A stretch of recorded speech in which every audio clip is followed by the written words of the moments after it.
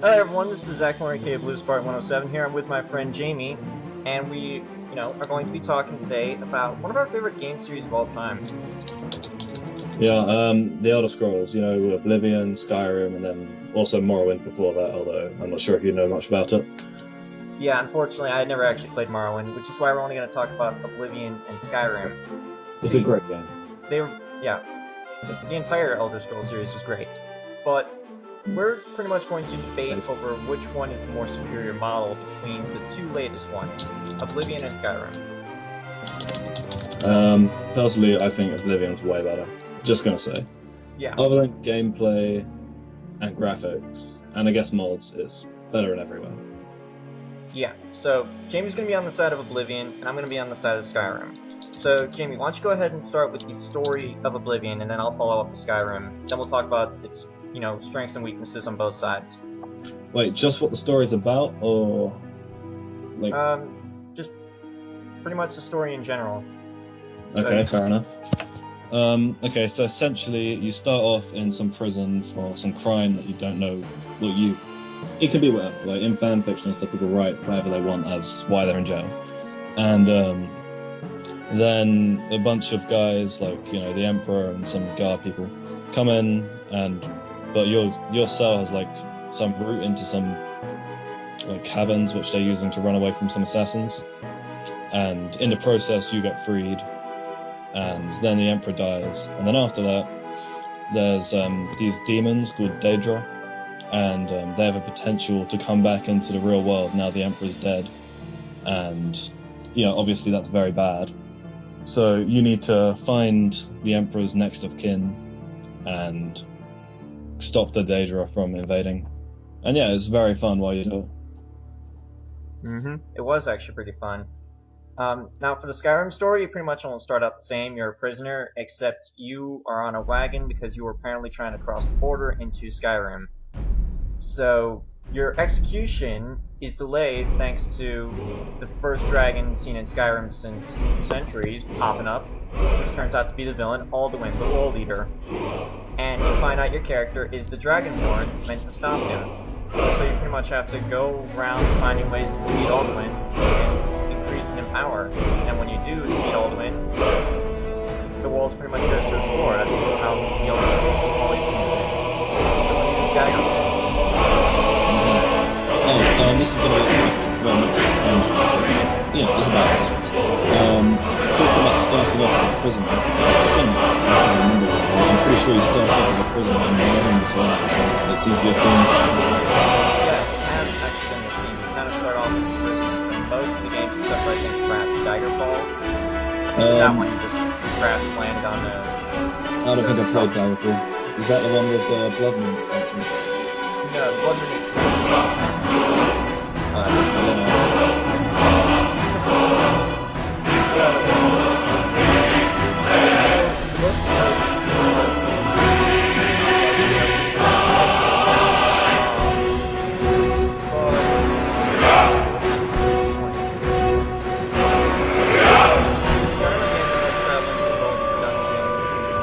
You get to learn more about what happened, between Oblivion and Skyrim with like the blades and how they were expanded.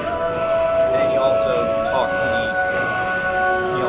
first dragon that helps the humans learn how to use their language in order to get shouts. It was also pretty epic, especially since the guy's voiced by Mario. So Mario. Didn't know that.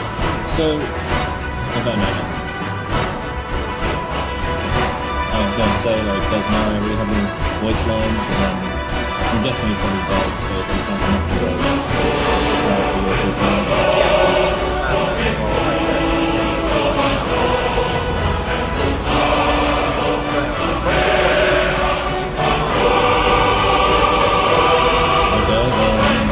Basically going into David Brown's is, I guess they made up for it in Skyrim, but you can go for a proper or a proper command, so, but they're definitely to do it, it's a different place to get there, and it's done it, and it always feels like you get the whole satisfying feeling when you put in the residual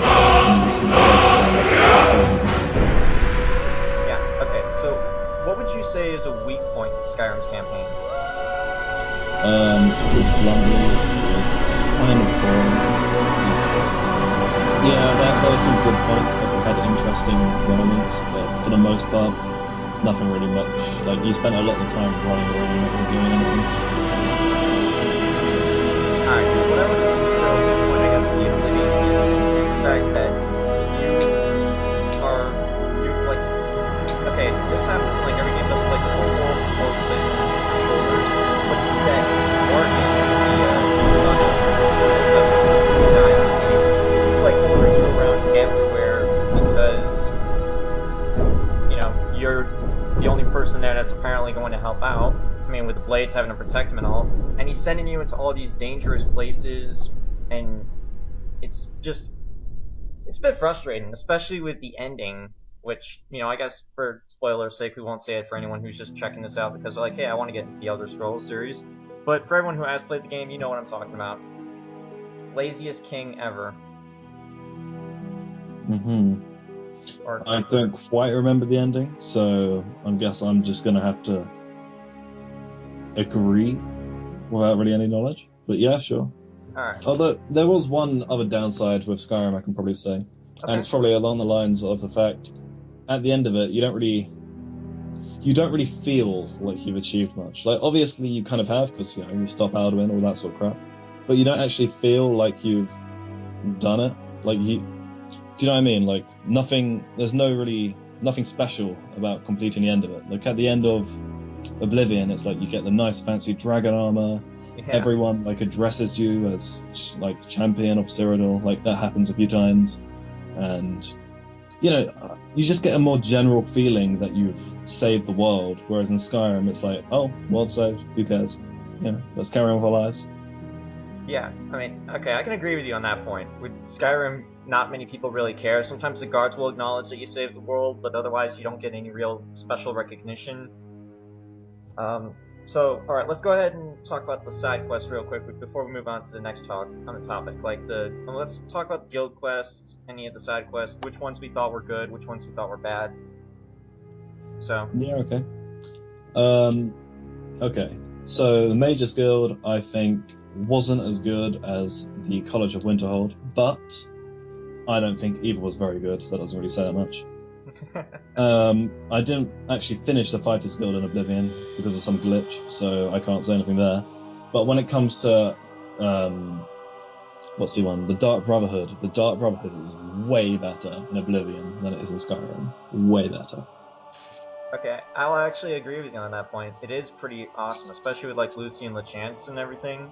It's so emotional. Like, you have to kill all of the other people just as they're starting to like you, and then, you know, all the stuff with the Black Hand happens, and, you know, you're tricked and deceived at every point, and then just when you figure out everything that could set everything right, Lucy and LeChance gets whatever what happens to him. He gets what comes to him, and you know, you could have changed all of that if you'd have got there a moment sooner, but instead every single person that matters and that you grow any sort of fondness towards gets killed in an easily changeable way. And I think I love stories like that, where it's something along the lines of, there are so many ways that the ending could have been changed for the better, but none of them happen. Yeah, I mean, it's quite different from the Dark Brotherhood questline in Skyrim, where it was a bit stale, but it was pretty good, I thought, but not as good.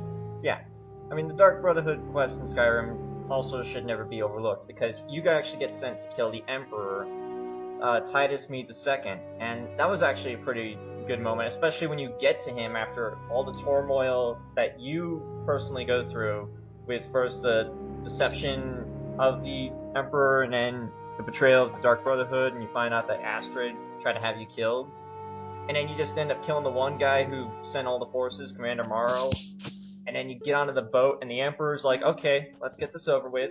I'm cool with it. But then he asks you, you know, real quick, alright, before you kill me, I have a request. Do you mind killing the person that, you know, wanted to kill me? Because I don't want that to stand. And I usually go like, okay, whatever, more death. It's awesome. You know, if you kill the guy as well, he says in his like when you kill him, he is on the ground and he goes, "We had a deal," and as he dies, it's quite Yeah, interesting. and I go like, it's just been revoked. Yeah. Oh, what was I gonna say? Who's the biggest person that you kill in the Oblivion Dark Brotherhood? Biggest person that you kill in the Oblivion Dark Brotherhood, is in like in the Dark Brotherhood or not in the Dark Brotherhood? Like, who would you say is like the most important to the world person? Like, you know, the one that would be the most well known to kill. Probably that one guard member in the family that you have to kill for Lucian after, you've been made. Oh yeah, and you get the special arrow to kill him with. Okay, well, Yeah. not exactly the person I was thinking of, but that's even better. I was talking about the one family of people, and the one person was a member of the guard in, ironically enough, the same exact place. Where that person is, Dallas Vilda, I think the name is, of the one guy that was trying to track down the Dark Brotherhood. That guy, yeah, he's definitely like the one you really wanted to kill. He's probably the one that made the most. Oh yeah, that guy. But I was thinking of the one girl that also was in Leonin, and her family was like scattered about, and you had to kill the entire family. Oh yeah. Also, Oblivion had some way more interesting quests for the Dark Brotherhood than Skyrim did. Let's face it, like the one where you're in the mansion and there's a party and you have to kill them all without them realizing. Yeah, the whodunit quest. That was actually my favorite. Yeah. But the companion's questline in Skyrim was also pretty good. I mean, it was much shorter, but it did give you the ability to become a werewolf, which was actually pretty neat. I like going into werewolf form sometimes. I especially did that quite a lot when I was setting up my hunter character for the hunter build. And I like this will never get old, but I keep mentioning how I just kept spawning bandit leaders in order to, get his werewolf perks to max. And, it was always the same chick that just keeps popping up, and she had the same voice every time, and like literally every 5 or 10 seconds I would hear her yell, "Werewolf! Kill the monster!" Yeah, that's because there's more than one source code for each of the characters. Like Bandit Chieftain, there's more than one code for them. Yeah. There's like 5 variations of it. I think it's the last number or letter or whatever it is. If you change that to something else, it'd be a different one of them. Yeah. I usually just spawn the same exact source code, so that's why it always was the same woman. Fair enough. But, it's also kind of funny, too, if you were to play through the companions as an elf character and then get rewarded Woo Thread, because that was the weapon that killed a bunch of elves when Ysgramor came in thousands of years ago. Yeah, it's pretty ironic, to be totally honest. Yeah. Although I'm just going to also say something. Yeah. You're talking about how you were a werewolf? Yeah. Vampire Lords are way better, just saying. Alright, we'll get to the Vampire Lords pretty soon, of course, but, I just like playing as a werewolf. So. Fair enough. What about the Thieves Guild on both sides? I think the Thieves Guild was better in Skyrim, not gonna lie. But they're pretty much equal, to be honest. I reckon they're both around the same level, but I did slightly prefer it in Skyrim. Yeah, I mean, like with Oblivion, you actually meet the Grey Fox and then become the Grey Fox, and that's actually a pretty cool thing. But with like Skyrim and the there's I think that final level for Skyrim's Thieves Guild, so fun, where you're tracking down Mercer Frey and you go for his house and then you find where he's going, and then there's the eyes of the Falmer and all that sort of stuff. I thought that was fun. Yeah, that was definitely fun. I especially like keeping around the one eye of the Falmer. I mean, not Falmer, since you can't sell it to Delvin, so I just keep it in my house, and I'm like, yeah, I'm rich. Wait, you can sell the eyes of the Falmer to him? You can sell one of the eyes, and then the other eye you can either keep or sell it to someone else, in which case it would cost a lot of money. Oh, I didn't know that. Yeah, so. Oh, one thing that I will definitely say Skyrim has the edge over Oblivion with. That fucking Nirnroot quest. Oh my god. Oh yes, the Nirnroot kill quest. Myself. Oh, it's the worst thing I've ever done. I spend like 6 hours every day for a week looking for Nern roots, and you get some shit potion at the end of it, and then he's like, "Oh, go find me another 100." You get another shit potion. Find another 150 or however many it is. You get another shit potion, and then it's the worst thing ever. It really is. My standard procedure after finding Nern roots now is just pick them up and throw them into the sea. That's what I do. I just lob them right in the sea and don't look back. Yeah, I mean, like, the only reason you actually pick it up is because it's so noisy. It's annoying. But I mean, like, you know, trying to find the Crimson Nern root for me was also sometimes pretty difficult, because you're just in a large, dark cave and you gotta keep listening for it. And you're like, where is it? And you find out it's hidden inside this one place where you have to open up a switch that you don't remember where the switch is. That part got me trapped there for like 20 minutes. I was like, where's the switch? I hear it, but I don't see the switch to get into the center thing right there. And plus, it was, you know, dark, there were giants, and there was that one boss that just pops up out of nowhere when you shout at the giant chandelier. That was awesome. But I mean, like, okay, even though I'm trying to support Skyrim, one of the downers I'd have to say is the Civil War questline. No matter which side you choose, it's just boring. Yeah, you're right. There is a mod, though, that makes it a lot better. Yeah, I just haven't tried installing that mod. In fact, I haven't installed it. It's not even worth playing the original Civil War quest. Yeah, I haven't... Like, there's no point playing it. Even if you want to see like a before and after, it's just... I wouldn't do it. I'd just get the mod and do that.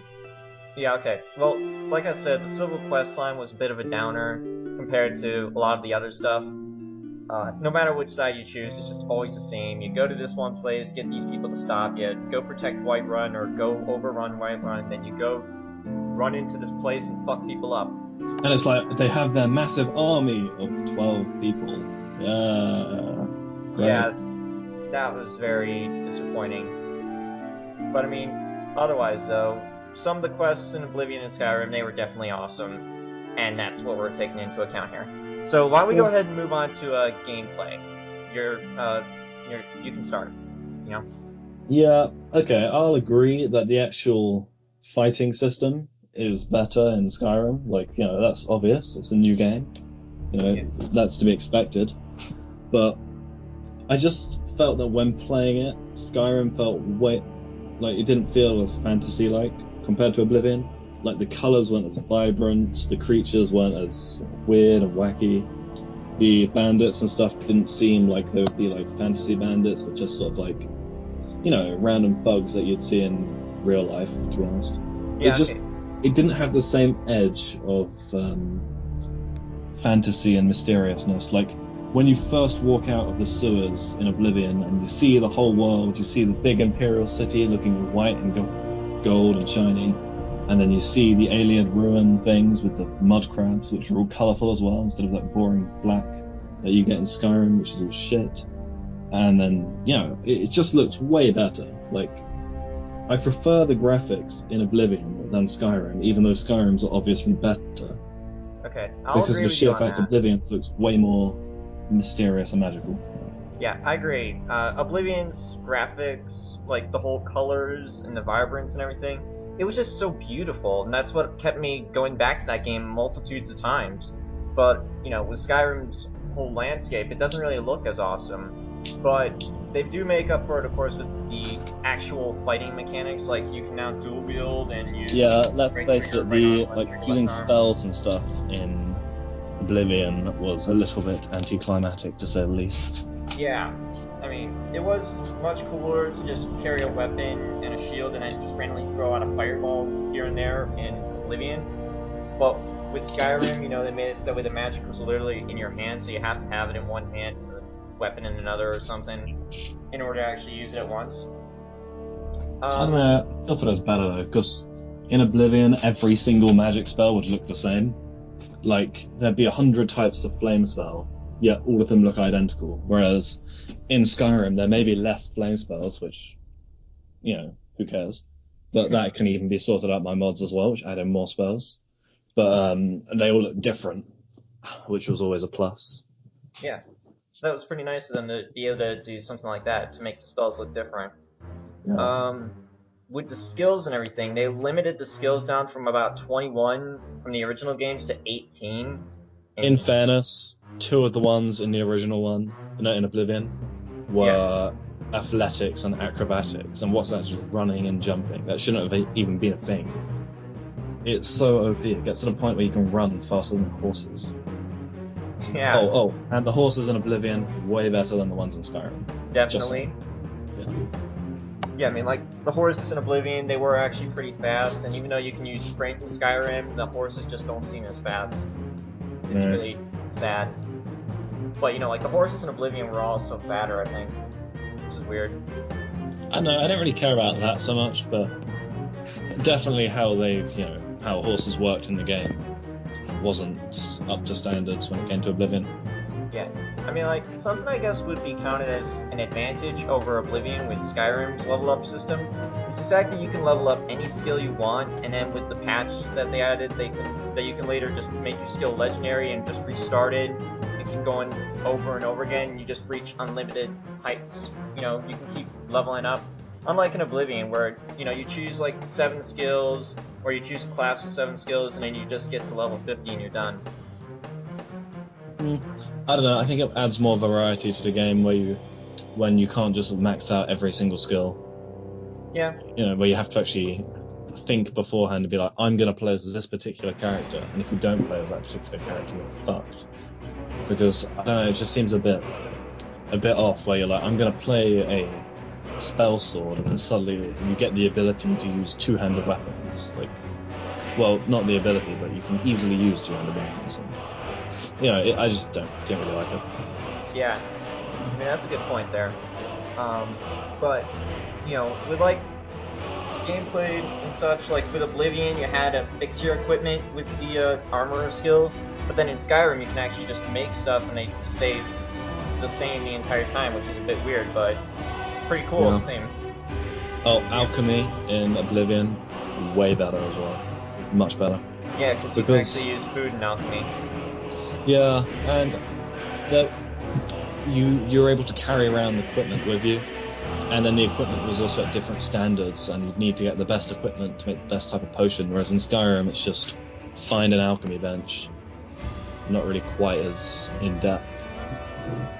Yeah, okay, I can agree with that. I did, although I will admit, I did like the idea that each ingredient had like effects that you could taste as well, and that some were hidden. That was good. That was actually pretty good. And then there was the whole enchanting tree in Skyrim. I don't remember if it was in Oblivion. It's been quite a bit since I played, and I can't plug in my Xbox right now because of reasons. But, you know, with like the enchanting tree in Skyrim, then you can make like all the awesome and powerful enchantments. You can put on armor and weapons, and then you can get to 100. You can put on the thing that allows for 2 skills, which is nice, but compared to Oblivion, I mean, Oblivion, you can put on multiple enchantments at once. You know, you can put on like 3 or 4, depending on the size of the soul gem, which just made it much cooler, in my opinion. I think the armor in Oblivion, sometimes it looked better, sometimes not so much. But I think Daedric armor in Oblivion looked way better than the Daedric armor in Skyrim. It looked sexy as fuck, with the fact that it made you look like a demon. Yeah. Whereas in Skyrim, it's like, oh, you get a bit spiky. Yeah.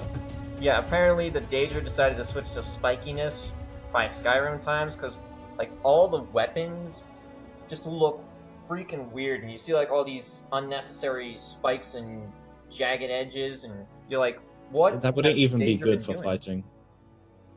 Yeah, I mean, it would hold you back. Exactly. Yeah, but actually, there's another YouTuber called Skyrim. Like he's quite a big channel. He made a video about the swords in Skyrim, and it'll probably count for Oblivion too, because I'm not sure if there was that much difference. Basically, all of them would be useless in actual combat. All of them. None of them would be effective at all, apart from the Dragonbone sword. That was one he said would be a very good design. Yeah, I watched the movie, so I remember that. But yeah, the Dragonbone weapons implemented in the Dawnguard DLC, those are the sickest weapons ever. I love using those. And there is a problem with the connection. Huh. Okay, that was weird. Okay, it's still weird. There's a problem with this call. Hold on while we try to get the call back. Please actually come back. What's wrong with the signal?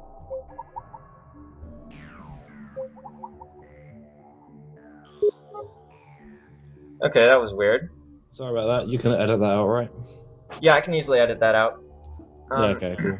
Where were but we? yeah, I was talking about the Dragonbone weapons. Yeah. Dragon Bone weapons. I prefer the Daedric weapons because I prefer the idea of demon weapons because I've always liked that sort of thing. But the Dragon Bone weapons did look pretty cool. I will admit that. Yeah. I mean, I always just enchant myself a Dragonbone sword and then sometimes carry around a Dragonbone greatsword to practice my two-handed, since I mainly play as a sword and shield kind of warrior in Skyrim. Yeah. Sort of reminiscent of Dragon Age Origins when I just played as the sword and shield Kuzland. Yeah. But My new combo in Skyrim is basically it's along the lines of summoning. That's pretty much all I do now. Because let's face it, it does feel nice to suddenly spawn like 4 Dremora, what they called, honor guards, and just have them fuck everything up. That's always fun. It is always fun to summon things, because then they'll do all the dirty work for you. Yeah. Oh, and just so anyone listening knows, there's a mod called Apocalypse Spell Pack, so I'm actually not getting Dremora Lord wrong. There actually is something called Dremora Honor Guards, and it's because summoning in vanilla Skyrim was kind of boring, and there was nothing special, and it was pretty weak, to be honest. Yeah, so all I had was added the in some extra Aeschinox things. and Daedra. Yeah. It didn't have like the Daedroths or the Scamps or some of the more cooler Daedra. Trust me, when you see Daedric Honor Guards, they look awesome. They're basically really big ones, and they're blue, but they have like Daedric armor and stuff. And then they carry two-handed spears. That sounds awesome. That's pretty awesome. Yeah. Well, if I can figure out how to get the rest of my mods on Skyrim working, I'll definitely look that up and I'll try to put it on. You should. I have my Archmage character who will probably be up next week since I keep delaying. But my Archmage character, he likes summoning things, he likes summoning weapons. He's a healer, likes using fire a lot, so I consider him a pyromancer, and he is very skilled with illusion as well. Yeah. Since that's one of the best classes. But, moving on to going back to this, what's the thing we can talk about now? DLC? Oh, no, hold up. No, let's talk about the characters first. We'll save the DLC for last, save the best piece of the cake for last. So, sure. Alright, so the most memorable characters from Oblivion, who do you think they'd be? Lucy and LeChance is a given. Yeah. Okay. Would you say the Grey Fox? Maybe. But then again, I guess his power is not to be memorable. So. Definitely that cunt that gave you the alchemy quest, looking for Nunrus. I'll never forget that. Yeah, and how about the villains of the game? Mankar Cameron and Mehrunes Dagon. We'll count both of them because, definitely, yes. With Cameron, he was just pretty awesome. And he was also Dragonborn. That's why he was able to wear the Amulet of Kings. Yeah. Although he didn't use any dragon shouts, though, so, Yeah. That's good. What about, what's his name? Manamako, King of Worms. He was in Mage's Guild questline. Yeah, he was also originally from Daggerfall. Yeah, I think he has some featuring in Morrowind. I'm not entirely sure. But, yeah, he is a pretty big character throughout the thing, so it was a big thing to fight him. Yeah. He was pretty awesome boss to fight against, definitely. I just like taking his staff and then summoning him so that way he could be my follower for a while. Oh, I forgot to say it earlier, so I guess I'll link back. Yeah. When we were talking about the Dark Brotherhood and stuff, with the Emperor at the end of Skyrim's Dark Brotherhood, what I like to do is I kill him, take his clothes, and then raise him back from the dead, and then just have naked Emperor running around. It was very funny watching him fight people. Yeah, my brothers do that quite a lot. I'm not really one to do something like that, but I do like the Emperor's robes. They just look pretty sick in all the games. So, but okay, I guess you're done with mentioning like honorable characters from Oblivion. So, I think that like for Skyrim, the characters would definitely have to have been like Parthenax, which I guess is the dragon on the top of the throat of the world. He's probably the most memorable, especially with that one quote. what would be better, to be born good or to overcome your evil nature through great effort?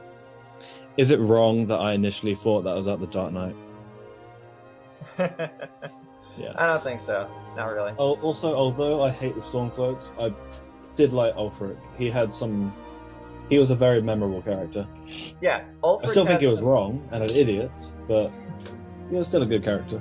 Yeah, he has some merit. I do believe in the cause he's fighting for, but I believe he's taken it the wrong way.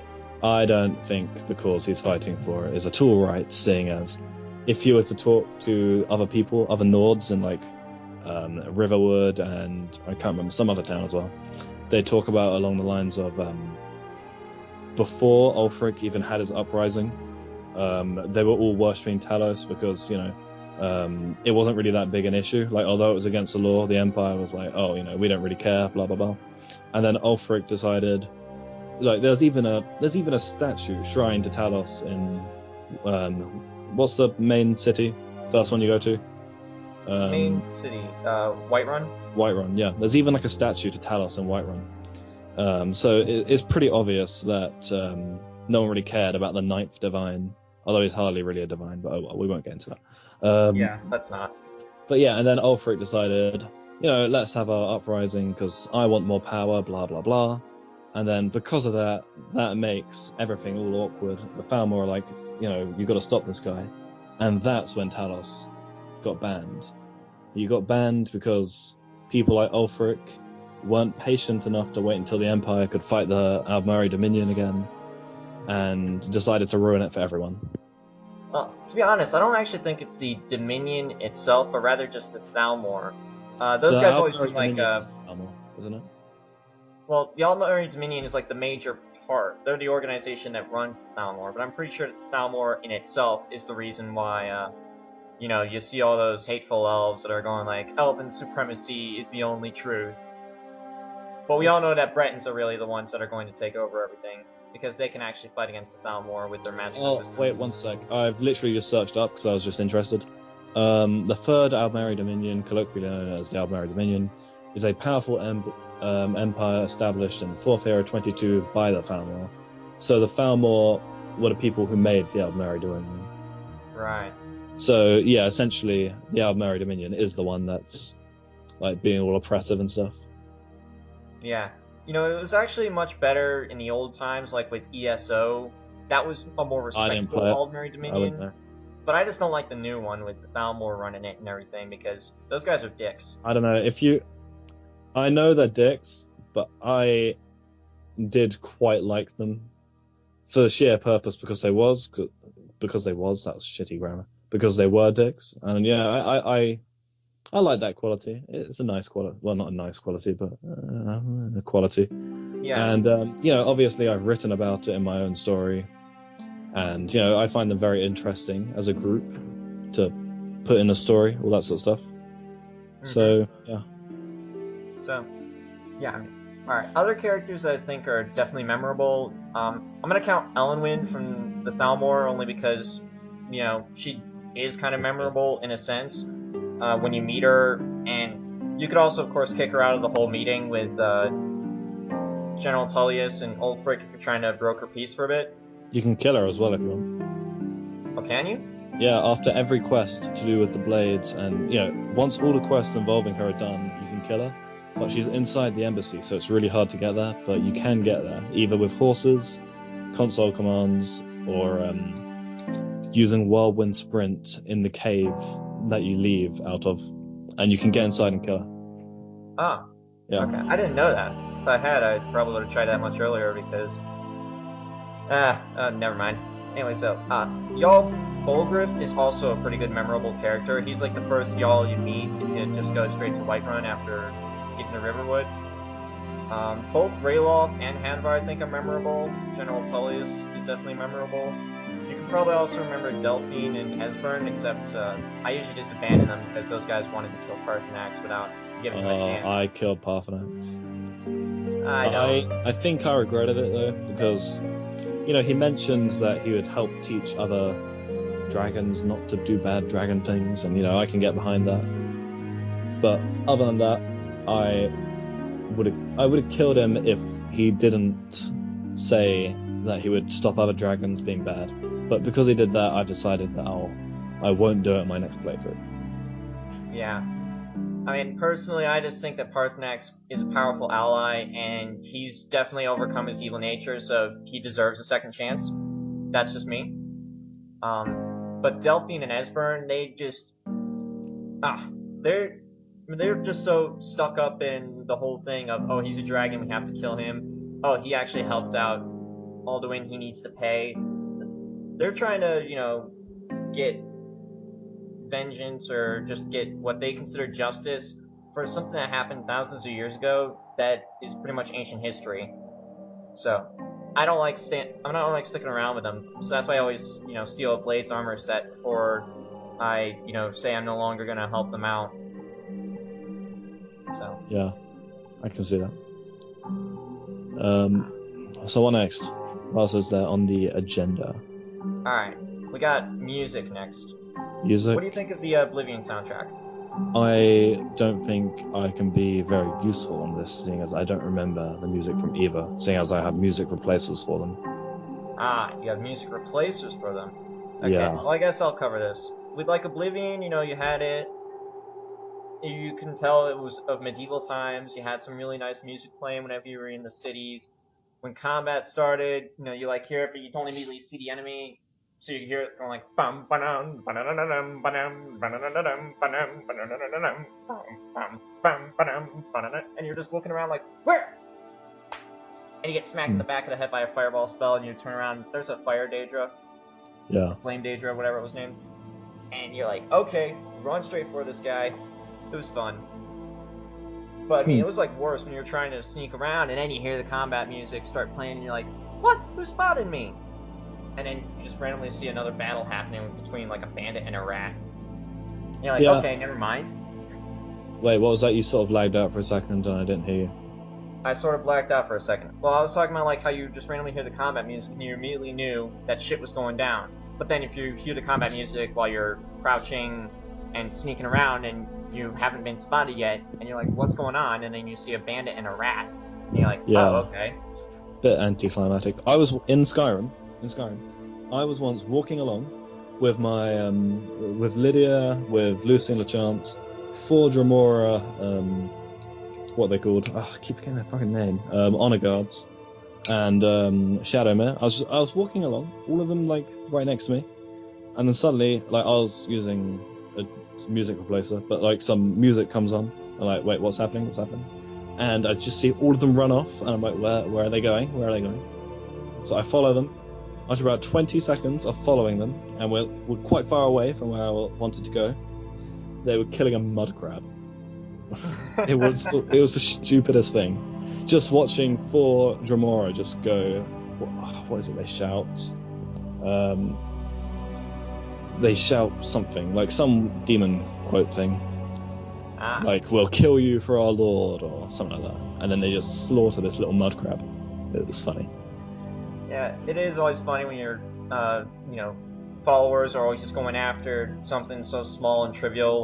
Serana does that the most. She'll just always go where'd you come from? Start throwing lightning bolts at a spider or something that you didn't even notice, and you're like, what? I'm just gonna say, the most memorable quote from Skyrim, "You never should have come here." Anyone who's played Skyrim would know that. Yeah. Yeah. That's what bandits always say. Yeah, that's always what bandits say.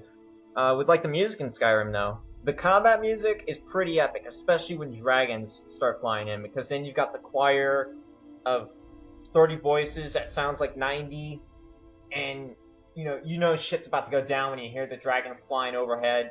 So you pull out, a bow or fireball spell, and you just keep trying to kill the dragons while they're flying in the air until they crash down, and then you just go okay, pulling out this giant ebony blade here, let's scratch your face a couple of times with this giant katana. Yeah. I'm not sure.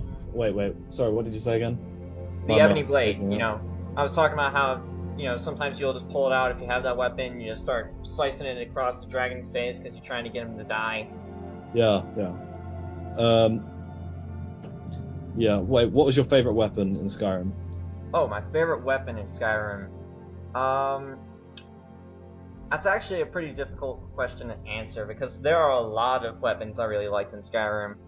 Um, I would have to say probably the Dragonbone Greatsword. That'd have been one of my favorites. That I'll just name off the fly. I would have said Chillrend, but I preferred Chillrend in Oblivion than in Skyrim. So I'm gonna have to go with the either Dawnbreaker, because I love the way that blade shines, so That sexy, blade's pretty awesome, yeah. or the Mace of Molag Bal, because there's Oh, nothing how did I funnier know you were gonna say than that? pummeling someone into the ground with some massive, bulky mace, and it's just fun to just watch yourself smack this thing down. Yeah, my character is actually going to use that when he fights against Lord Harkon in the Dawnguard DLC. He's going to use both those weapons because Mace of Molag Bal against a vampire follower is pretty much a divine sin, and then Dawnbreaker against the vampire makes perfect sense because it's pretty awesomely against undead. I was thinking along the lines of when I started writing again, I was probably going to use the Mace of Molag Bal for something. Can't really decide what, but I want him to have some relevance to the story because Markarth is a big thing in my story at the moment, and Molag Bal's a Markarth, so why not? Yeah, Molag Bal, the Daedric Lord of Domination. If you go on his wiki page, he's also Daedric Lord of Rape. Well, what do you think domination means? Oh yeah, I know, but the fact they specify it is something. Yeah, well, that's what I would expect from a Jamora Lord, or from a Daedra Lord, or anything like that. So. Yeah. But I mean, like, music overall in both games, pretty epic. I think we have to agree. Yeah, I guess so. It is pretty good. Alright, so now we'll get off to the DLC. You can go ahead and start. Do you want to just cover the main, story expansive DLCs, or do you want to cover all of them? In which ones? Skyrim, Oblivion? Oblivion. Okay, Oblivion. Basically, there are 2 main DLC I can remember. There might be another one, but I can only remember 2. One is Knights of the Nine, which I like the idea because it kept you as it was good if you wanted to pick a good character, a character who was the White Knight or the White Knights of that time, because White Knights are rats. But if you wanted to play as a nice guy, so you went on your pilgrimage, you did all the stuff for the divines, and then you fight whatever the guy's name is at the end, some alien guy. It's Umaril the Unfeathered. Yeah, that's right. Umaril the Unfeathered. And you get the really cool looking Crusader outfit. And Crusaders may not be nice people in real life, but they had some awesome looking armor. And then there's also, in my opinion, one of the best DLCs ever made for anything ever is the Shivering Isles, which is Shagora, Daedric Prince of Madness. It's his realm. You go to it. It's loads of quests. It's like another game, an entirely other game, because it's just so different. Yeah. It's fantastic DLC. Brilliant story, brilliant armor, brilliant quests, brilliant everything. And then there's also a few other smaller DLCs, or quite a lot of other smaller DLCs, there's Horse Armor, which is quite cool. And then there's 5 different house mods, not mods, DLCs, each for a different character, mages, assassins, warriors. Yeah, I got the Battlehorn Castle. That was pretty cool. Got the mage one, which was very good, and I also got the Dark Brotherhood one, which was also very good. Yeah, I think my brother's got both of those. I mean, I know that Trevor got the mage one. I don't remember if he got the assassin one though. Yeah, the assassins one I think was the best one in my opinion, because you get some really nice house, and it's perfect for an assassin as an alchemy yard thing. Which there's actually a nern root there that grows, but if you take it away, it doesn't disappear forever. It actually regrows. That's pretty cool. Yeah. It also kind of helps you out with your little nern root quest. Yeah, it was actually a downer for the house so I hated nern roots at that point, so nothing could really be done. Yeah. And then there's also a massive shrine to Sithis, which looks quite cool. And then also you get your own assassin guy that you can tell to just go out and kill people. That is pretty cool. And like he'll go out, kill someone, and then like 3 days later he'll come back and he'll say, "Oh, either I failed or I succeeded." And usually he succeeds, and I think it depends on yourself as well if he succeeds or not. Yeah. And yeah, it's good. Yeah. With the DLCs in Skyrim, there were like 3 of them, and 2 of them costed $20. One of them costed 5. The one that costed 5 was the Hearthfire DLC, which allowed you to adopt children and to actually build your own house, which is pretty nice. I always build the one at Falkreath's location. You know, Lakeview Manor, I think it's called. It's Yeah, always pretty awesome. Alright, and guess then so. with like the 2 major DLCs, there was the Dawnguard DLC where you work to fight against the Vampire Menace, or perhaps join the vampires and destroy the Dawnguard. So that way In you can stop fairness, you do the... actually stop Harkon doing bad things too, so yeah, it evens out a bit. Yeah, and pretty much you try to stop his whole prophecy of him blocking out the sun with the Oriole's bow. And you get the Serana follower, which unfortunately is not marryable. A bit too bad, but you know, she's an awesome character. They also Oh, chose a very awesome I think voice no. actress for her. I feel like chiming in here and just saying, the prophecy was invented by the Snow Elf guy. Yeah. He totally deserved to fuck Akatosh over. He 100% deserved it. Yeah, I Akatosh was a agree. cunt to him, just as bad as any Daedric prince. And I felt so sorry for that Snow Elf guy. Like, I know you had to kill him because not just as the game commanded, but also along the lines of, it would affect everyone else.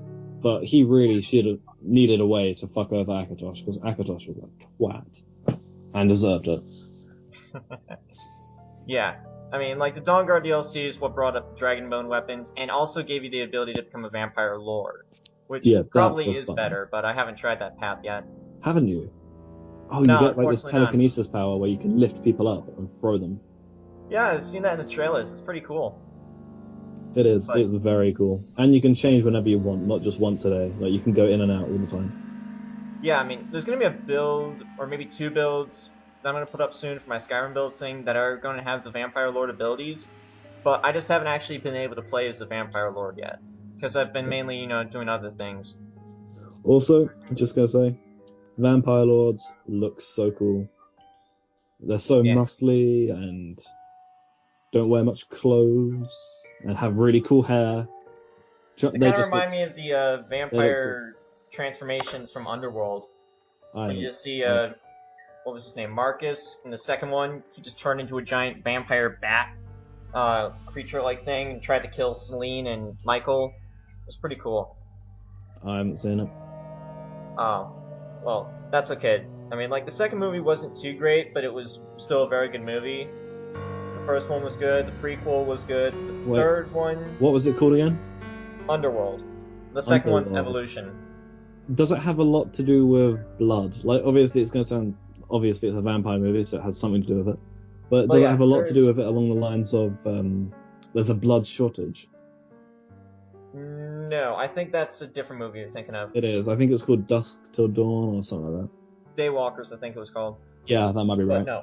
Underworld was about the war between vampires and werewolves, although in their terminology it's lycans. Yeah.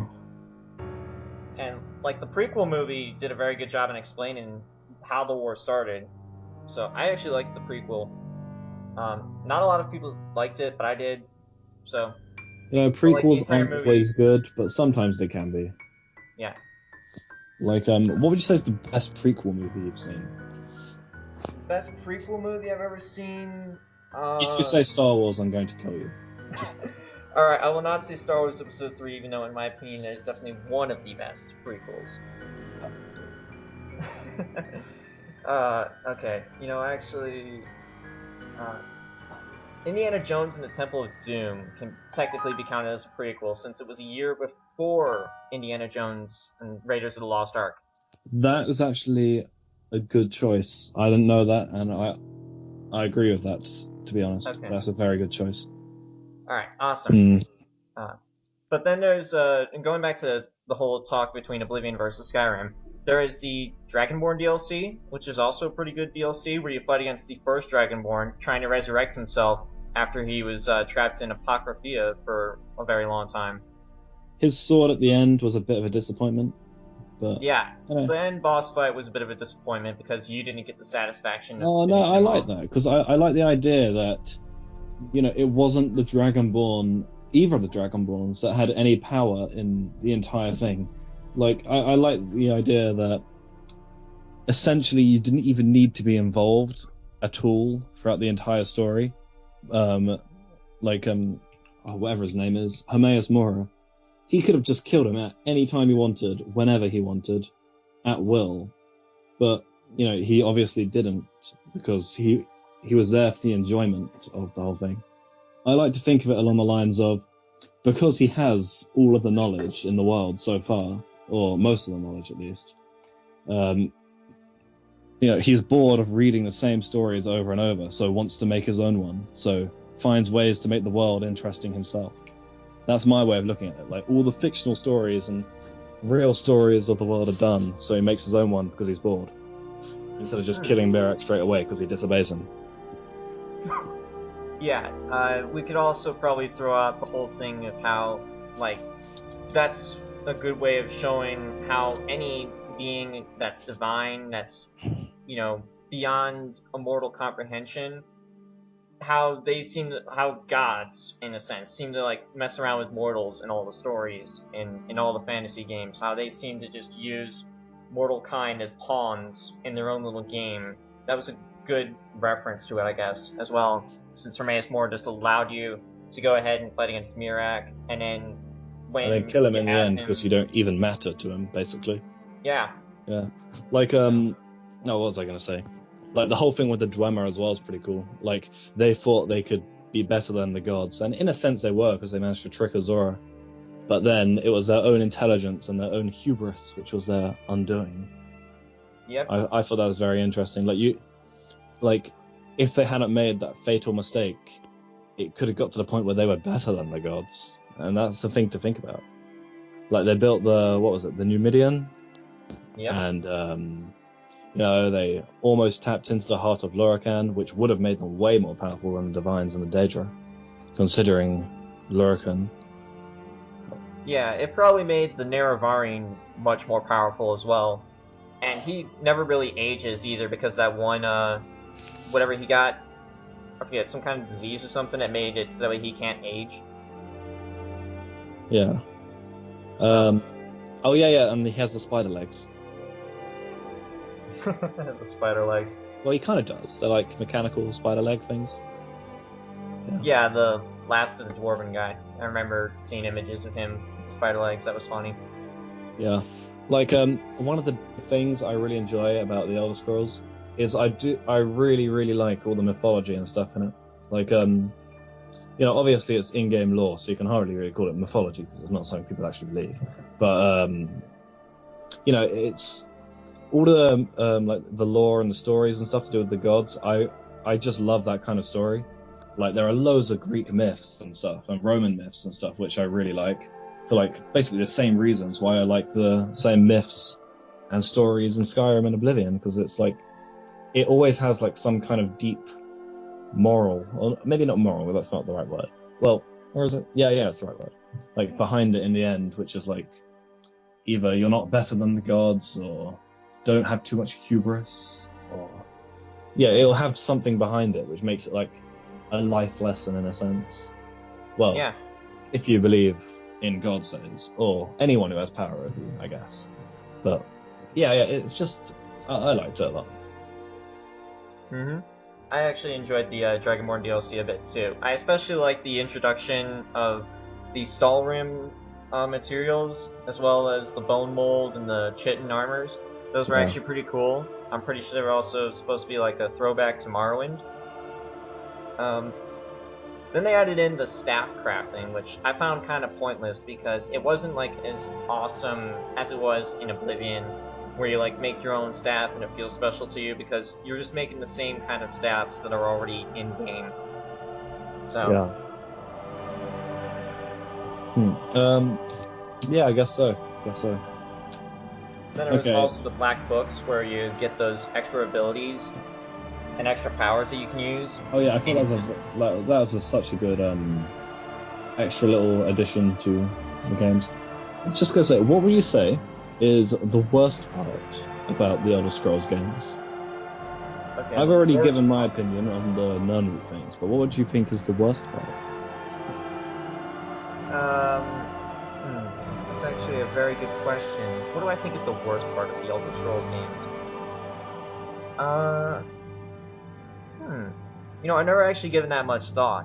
What I thought was the worst thing about the Elder Scrolls games. I mean, Nothing that aside from immediately like, springs to mind? Like, even the first thing that springs to your mind, you might not think it's the worst thing, but just a bad thing then, because the first bad thing that springs to your mind will probably be what you think the worst thing is after thinking it over. the character models.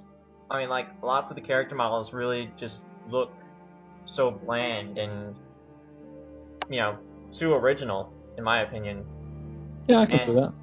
plus, with like the customization options, there aren't that many, especially with like for hair. So you always see like two people with the same exact haircut just standing right there, and their voices. I mean, Skyrim did a bit better with the whole voice thing because they got like over 70 voice actors, but you still hear like the same voices over and over again. Oh, yeah, I can definitely agree. It's like you, they did have more than one voice actor, but you certainly didn't realize. Definitely not, seeing as all of them sounded the same. And Yeah, also, all of the dungeons look pretty similar too. yeah. The dungeons they always do kind of look similar, but I guess with the Dwarven ruins and perhaps the Aelid ruins, they have a bit more of an excuse considering that they're built to kind of look the same. They always have like the same looks to them, the same material used to build them. Uh, so, but I mean, like with the caves and everything, how you sometimes end up seeing the same exact things that you don't want to see. That is Yeah. kind of annoying. Oh, Draugr aren't as good as zombies. No, but at Zombies least and they can use skeletons are weapons. better than Draugr. Yeah. Yeah, I mean the Draugr were a pretty interesting thing to add into Skyrim, but give me a zombie any day. Yeah. Because they were usually equivalents to Draugr, to weapon-holding enemies in the dungeons anyway. So although it'd be like, Draugr, all of them have weapons, and zombies, none of them do. But there'll always be some kind of enemy at the end which does have a weapon, so that makes up for it. Yeah. All right, which one do you think is better, liches or dragon priests?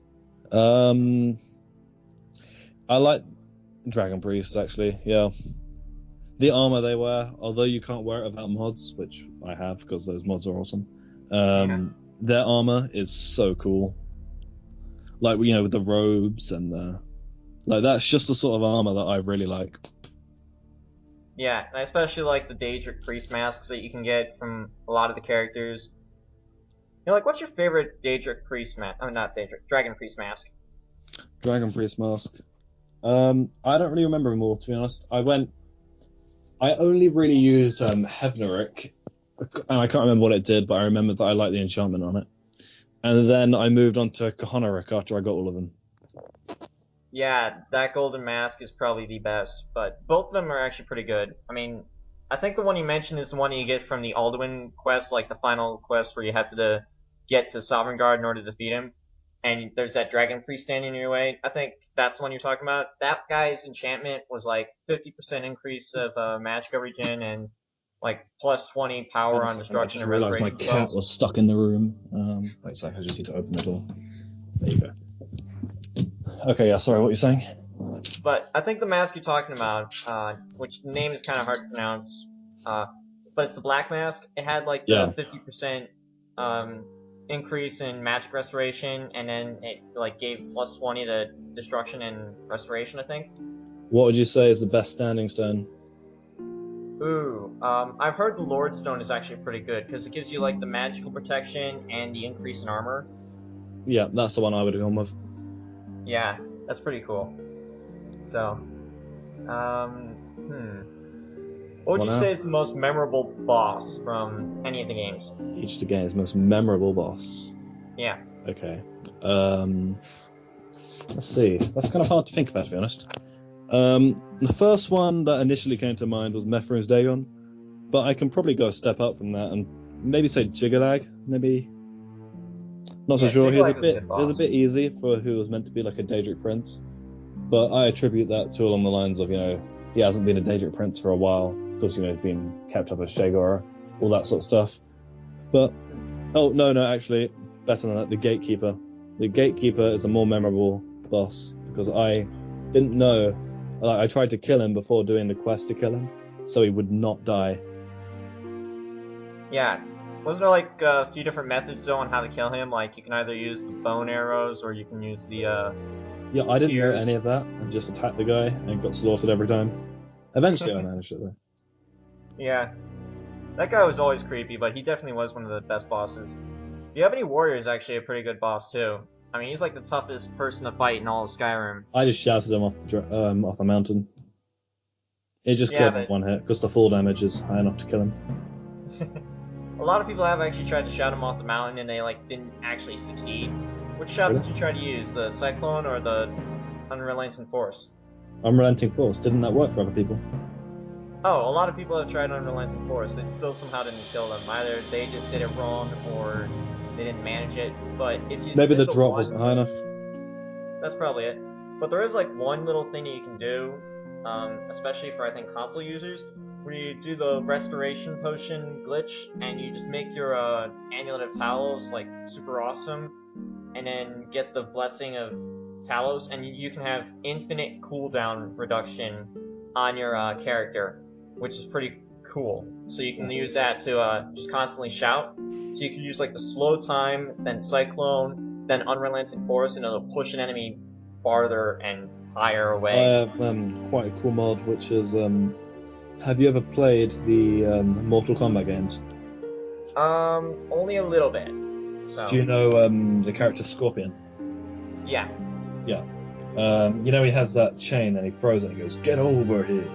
yeah, Yeah, I there's like a that. mod which makes you get a special bow that does that exact thing, and it has his audio in the background when you use it. And I love using that in Minecraft because all the high ledges and you can just pull people off. That's fun. yeah. Actually, you could do that similarly in the game Tomb Raider as well, where you like shoot an arrow with the rope on it onto an enemy, and then you can pull them off the ledge. And every time I did that, I would always just go like, "Get over here!" and throw them off the cliff. Yeah. It was funny. Man, I love that game. I miss it, but we're talking about Elder Scrolls, so. Alright, I think that we should probably close this now. Do you have any closing thoughts on either of the games? And why you I don't think know. Oblivion Do you is reckon we should do superior? like a rating out of 10 for each of them? Alright. Well, Okay, what rating you first would you then? give them? Do you want to go first or? Nah, I'll let you go first. You're the guest. Okay, fair enough. Obviously, I put Oblivion a little bit higher than Skyrim, but they're both pretty solid games. So I'd say Skyrim's like 9 out of 10, maybe a bit higher, but not enough for it to make enough of a difference for me to bother repeat what I was saying. And Oblivion's probably a 9.5 out of 10. I'm not giving either of them a 10 out of 10 because they're no Fallout, but I did like them a lot. Okay, I guess I'll give them the same ratings, except of course flip it over so that way Skyrim's above Oblivion, because Skyrim does have a lot more advancements than Oblivion does, but Oblivion should never be discounted because without Oblivion, there's no Skyrim. So Yeah. Yeah. So, okay. should we end it here? Yep, I think we're going to end it here. Thank you guys for watching. This was actually much longer than I thought it would be, but that's okay. So, And that's okay, dude. yeah, Alright. I don't mind. Alright, and maybe next Yeah. time we could do like the Fallout episode. Sure, I'm happy with that. Fallout's probably one of my favourite games. Loved all the moral choices and stuff in it. Yeah. Mr. House, for the win. Yeah, I still actually have to finish up New Vegas, but I haven't done that yet, so I'll get back to it eventually. Okay. Hopefully. So, alright, well otherwise, we'll all see you next time. Peace. Peace out, mofos.